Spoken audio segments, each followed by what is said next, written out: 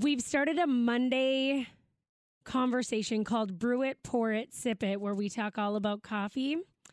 And that inspired a coffee bracket where we asked our listeners to tell us what is your favorite at-home brew. It wasn't what are you picking up at the coffee shop. It's like, what are you putting, what's your at-home brew? Right. What's the coffee you like to enjoy when you're at home, Right. brand-wise? And Caribou won the bracket. A runaway win. A runaway win. Dakota Dirt, a local favorite, came in right behind Caribou. So shout out to Dakota Dirt. But this just inspired let's call Caribou and get them on. They're one of our favorites. It is the official coffee of the Minnesota Vikings, and we're home for the Minnesota Vikings. We work right beside a Caribou. It's just Caribou's everywhere if you're in the Midwest. And I know when I was living on the East Coast, when I would fly home, one of the first things I would do is find an airport Caribou to go and visit. That was like the taste. Home. It was the taste of home. So we got the director of operations from Caribou to join us. Rianna Matter is with us. Rianna, welcome to KFGO Radio. Thank you so much for having me. We're thrilled to be here. Okay, so first of all, let's start with the basics. How did Caribou Coffee start? Sure. Yes. In 1992, our founders were looking to start even a new coffee house experience, looking to be more friendly, down to earth, a place where guests and employees could be themselves and enjoy a really good cup of coffee. And that led to the creation of our first store in Minneapolis, Minnesota. And then since then, we've expanded. So we're now around 750 coffee houses worldwide. Holy moly. Okay, but we were trying to figure this out. Is Caribou primarily in the Midwest? Right now, we're a growing organization, but primarily the Midwest area. Okay, I've got a silly question, but when I walk into a Caribou, I feel like I'm walking into, like a lodge in Minnesota. Clearly, that was the choice in the decor. Do Caribous look like that across the globe? Well, as we build new stores, the design changes slightly. So the ones that you walk into usually, I'm guessing in the Fargo area, are of a certain vintage that do have that kind of cabin design, which we love. And we've kept that in some of our newer designs too. You'll still see that kind of throwback to that cabin idea, fireplaces, comfy furniture.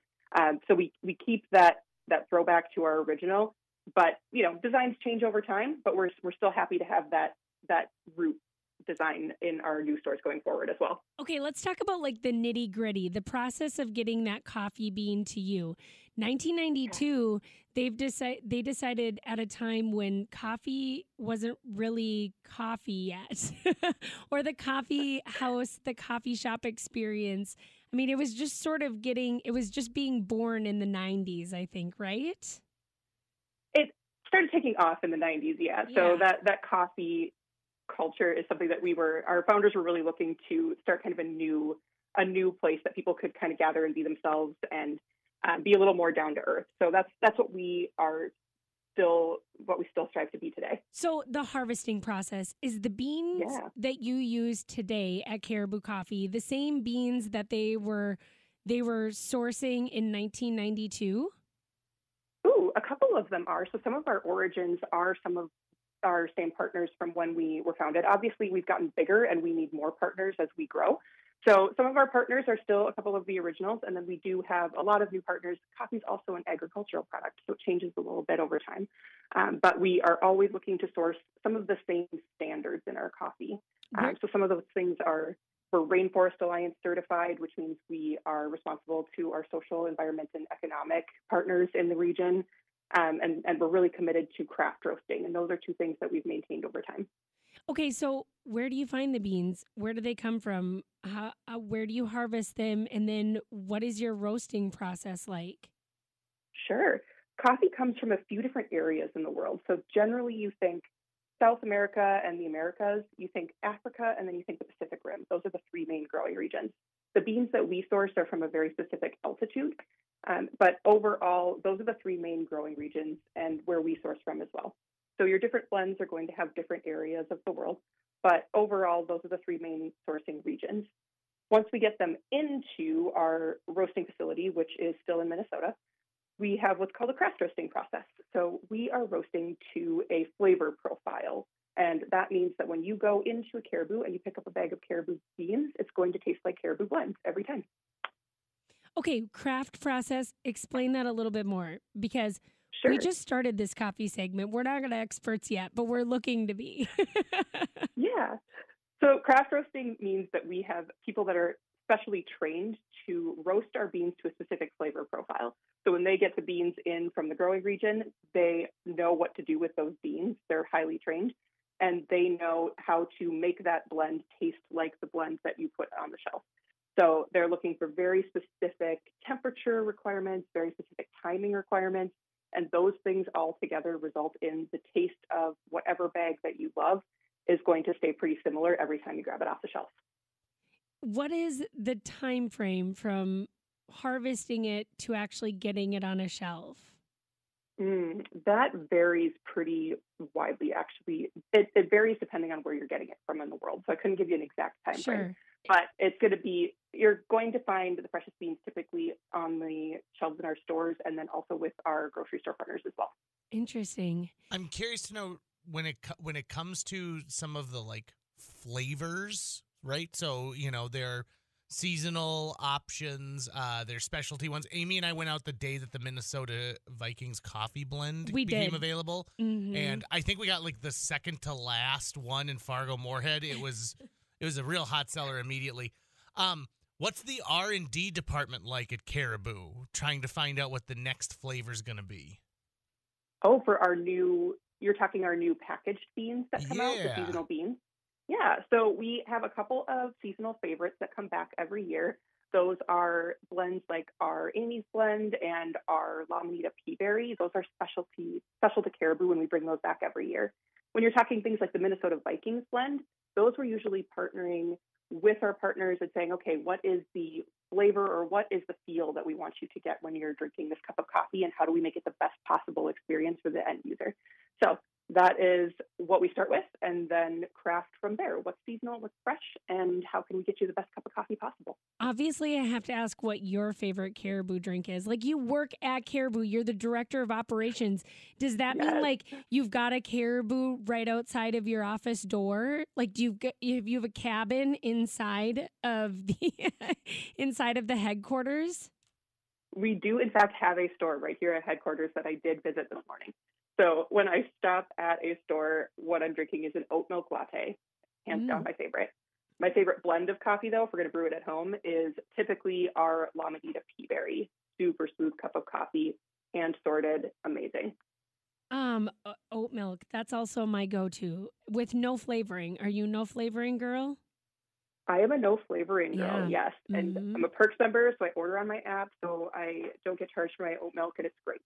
I know that is the pro tip with the oat milk. Is my husband complained about that to me one day, like, oh, they charge you extra for that, and I was like, not if you order on your app. That's 70 cents. The perks of being a Perks member, yeah, right? Exactly. I also want to throw out that it's the best hot chocolate of any of the places I've been to, and trust me, I've tried a lot of hot chocolate during my days, and Caribou's the go-to. In fact, I ask if someone's like, would you like a hot chocolate? I'm like, is it Caribou? And they say no, and I'm like, no, thank you. Yeah, because immediately. I told JJ it's because you guys use real chocolate chips. That's correct. Yes, we have a commitment to clean label and we have a commitment to real ingredients. So those two things combined mean that the hot chocolate uses real chocolate chips and has that really rich flavor. I think that's a sleeper on the menu. And the frozen hot chocolate is also a sleeper on the menu. Like, people don't know. Favorite. People don't know that exists, and it's not always on the menu. But if you're not a coffee drinker and you also maybe sort of want Dairy Queen, but that's not available, a frozen hot chocolate is like the way to go. What do you think is the absolute sleeper on your menu? Like, people are sleeping on this blend of coffee, or they're sleeping on like this menu item. Ooh, that is a great question. I think some of our signature beverages are really amazing, and those are sometimes the sleepers. They're on the menu, but we sometimes don't highlight them as much. So think your campfire mochas or your turtle mochas. They have that real clean ingredient, and it's just really rich and really decadent. Amazing. I love that. I would agree with that. This is It Takes Two. Amy Eiler, JJ Gordon. With us today has been Rianna Matter, Director of Operations at Caribou Coffee. And our understanding is, like, Do you get to the Fargo stores every once in a while too? Fargo stores are your people? I do, yes. Was just there in November, pre-snowfall. But yes, Fargo are my people. I love that. How do you decide on seasonal drinks, by the way? Do you like have a I imagine that there's like a room of people who really like coffee and they get to try all the things. And there's a big whiteboard. I mean, we have a chef and a whole product development team whose sole passion in life is to create amazing drinks, which is great. I love so they're always coming up with new ideas, and that's kind of the fun part about working at our support centers. Sometimes you get to taste them.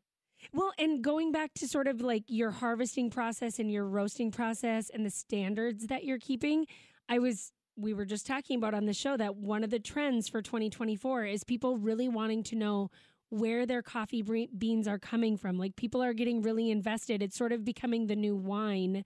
We got really invested in our wines and where they were coming from and the different flavor combinations. And now we're sort of getting to be that way about our coffee beans too. Absolutely. And coffee's similar to wine that way, that the growing regions can affect those flavor profiles. So it does make sense. And it's great to be able to see where some of those coffee growing regions are too. In our stores, you can see them on the labels, which is great. Rianna Matter, Director of Operations at Caribou Coffee. Thanks for joining us here on KFGO. Appreciate your time. Thank you so much for having me.